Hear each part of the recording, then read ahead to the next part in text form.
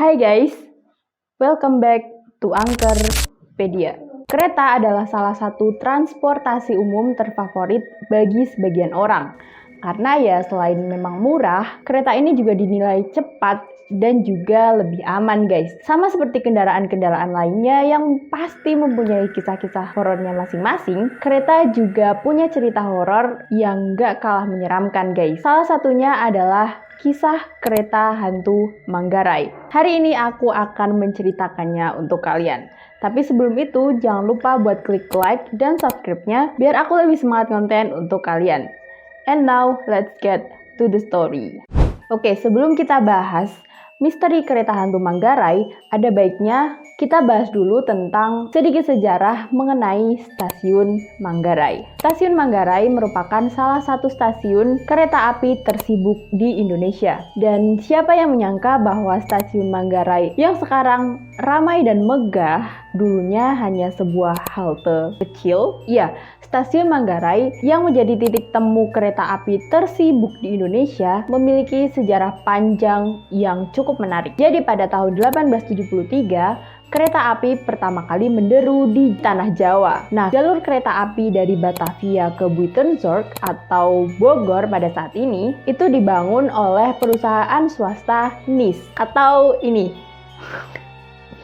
Dan di kawasan Manggarai didirikanlah sebuah halte kecil untuk melayani penumpang. Nah, pada tahun 1899, Stadspoorwegen atau SS, perusahaan kereta api milik pemerintah Hindia Belanda mengambil alih jalur tersebut. SS kemudian melakukan reorganisasi, termasuk membangun stasiun baru di Manggarai. Pembangunan stasiun Manggarai dimulai pada tahun 1914 dan dipimpin oleh arsitek Belanda bernama Insinyur J. van Gent. Stasiun ini dirancang dengan gaya Indische Empire yang sangat khas, dengan atap pelana dan elemen dekorasi bergaya Hindia Belanda. Nah, pada tanggal 1 Mei 1918, stasiun Manggarai resmi dibuka. Dan pada saat itu, stasiun ini memiliki 4 jalur kereta api dan difungsikan untuk melayani kereta api lokal dan regional. Nah, seiring waktu, stasiun Manggarai ini terus berkembang. Jalur kereta api pun diperluas dan berbagai renovasi untuk meningkatkan pelayanan pun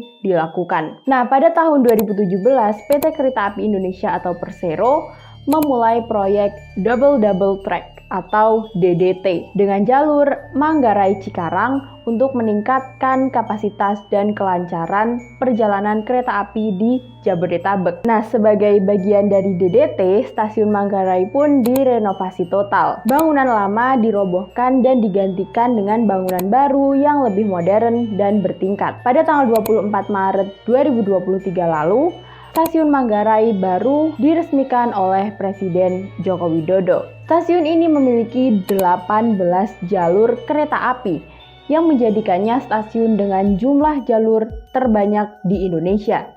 Stasiun Manggarai pun kini menjadi stasiun sentral di sana, melayani berbagai jurusan kereta api termasuk KRL, komuter lain, kereta api antar kota, dan kereta api bandara. Namun, di antara hiruk-pikuk stasiun Manggarai, tersembunyi sebuah kisah legenda urban yang mungkin gak akan bisa lepas dari keberadaan stasiun ini, yaitu kisah tentang kereta hantu Manggarai, yang konon setiap malam sebuah KRL komuter lain dengan tujuan Jakarta Bogor tanpa masinis dan penumpang meluncur sendiri di rel kereta. Kisah seram ini bermula sejak 12 Desember 2003 saat kondisi kereta dan stasiun masih jauh berbeda dari kondisi sekarang. Diambil dari kisah seseorang bernama Sutrisno, seorang penjaga pintu lintasan di Bukit Duri, Jakarta Selatan yang menjadi saksi pertama kejadian itu. Ia bercerita bahwa pada suatu malam, sekitar pukul 4 dini hari, ia mendengar suara sirine kereta yang biasanya menandakan kereta akan lewat. Namun rasa heran menyelimuti Sutrisno, karena pada jam tersebut KRL biasanya belum beroperasi, dan ketika kereta itu melintas, ia dibuat sangat tercengang sekaligus takut dan bingung. Karena 4 gerbong KRL itu melaju sendiri dalam keadaan gelap dan kosong tanpa penumpang, bahkan tanpa masinis. Ada juga pengalaman mistis yang serupa yang dialami oleh seorang penjaga stasiun bernama Slamet. Pada suatu malam, ia bertemu dengan seorang pemuda yang terlihat kebingungan saat ditanya ia ternyata sedang mencari transportasi untuk pulang. Pemuda itu pun mengaku bahwa ia baru saja turun dari kereta yang pada saat itu menunjukkan pukul 11 malam. Dan pemuda itu pun bertanya kepada Bapak Slamet, kapan jadwal kereta selanjutnya? Nah, Pak Slamet ini bilang dong kalau jadwal kereta selanjutnya itu jam 5 pagi. Soalnya pada saat itu kereta sudah tutup dari jam 10 malam tadi dan setelah itu tidak ada lagi kereta yang beroperasi. Nah, dari jawaban Pak Slamet tadi, pemuda itu pun merasa kebingungan mengingat dia tuh baru turun dari kereta jam 11 malam itu guys. Dan setelah ia bertanya, Pak Slamet pun menjawab bahwa itu tuh nggak mungkin karena kereta itu telah berhenti beroperasi dari jam 10 malam tadi. Dan lebih anehnya lagi, pemuda itu menceritakan bahwa ia menaiki KRL dengan penumpang yang berpakaian serba putih dan berwajah pucat pasi seperti mayat. Mereka juga cuma diam dengan mata yang sedikit melotot.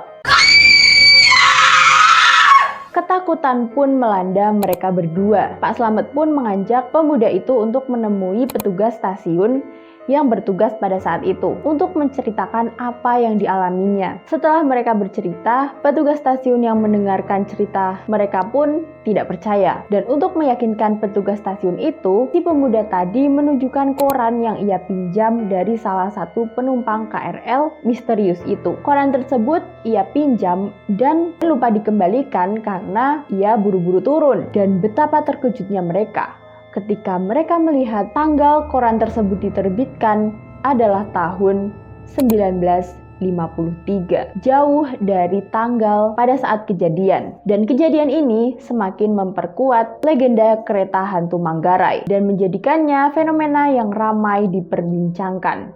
Bahkan kisah ini diangkat menjadi film layar lebar berjudul Kereta Hantu Manggarai yang dirilis pada tahun 2008 silam.